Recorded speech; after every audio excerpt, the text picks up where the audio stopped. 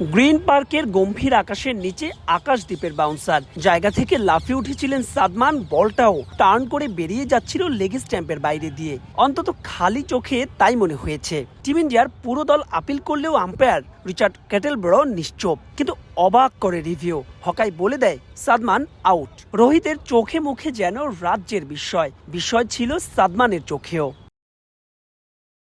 শুধু সাদমান ইসলাম অনেকই নন, কিছুটা দ্বিধাদ্বন্দ্ব আছে জাকির হাসানের আউটে নিয়েও। তবে তার আগে যে 23টি বল খেলেছেন তিনি, তাতে ডাক হয়তো প্রাপ্য জাকিরের। 2002 সালে কলম্বোয় শ্রীলঙ্কার বিপক্ষে 41 বল খেলে 0 রানে আউট হন বাংলাদেশের সাবেক পেসার মঞ্জুরুল ইসলাম। জাকির 24 বল খেলে কোনো রান না করায় সেই তালিকায় জায়গা করে নিয়েছেন 4 নম্বরে।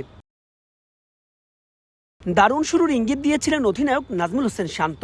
চেন্নাইয়ের ফর্মকে টেনে এনেছিলেন কানপুরে। বৃষ্টির বাগড়ায় 26তম ওভার শেষে মধ্যাহ্ন বিরতিতে যায় দুই দল। টাইগার স্কোরবোর্ডে 2 উইকেটে 74 রান। বৃষ্টির সেই বাধা ছিল দিনের বাকিটা সময়। যতটুকু খেলা হয়েছে সেই 35 ওভারের পুরোটাই ছিল ফ্লাড লাইটের নিচে। লাল বলেও এ যেন পিঙ্ক টেস্টেরই স্বাদ। টানা বর্ষণে দ্বিতীয় সেশনে খেলা হয় মোটে 9 ওভার, আর তাতেই অশ্বিনে কাটা টাইগার কাপ্তান। গ্রিন পার্কে এর আগে টস হেরে ব্যাটিংয়ে বাংলাদেশ।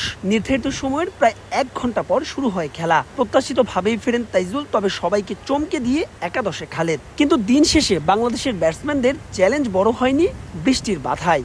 বৃষ্টির বাগড়ায় 55 ওভার আগেই শেষ কানপুর টেস্টের প্রথম দিন। যে 35 ওভার খেলা হয়েছে সেখানে কিছুই ছিল না বোলারদের জন্য। এই টেস্টের গতিপথ নির্ধারণ করে দিতে পারে দ্বিতীয় দিনের প্রথম সেশন, যেখানে মুশফিক মুমিনুলের ব্যাটিংটা ভীষণ গুরুত্বপূর্ণ। তবে দ্বিতীয় দিনও আছে বৃষ্টির শঙ্কা, চোখ রাঙাচ্ছে আবহাওয়ার পূর্বাভাস। মাহবুব রিমন, সময় সংবাদ, উত্তরপ্রদেশ, কানপুর, ভারত।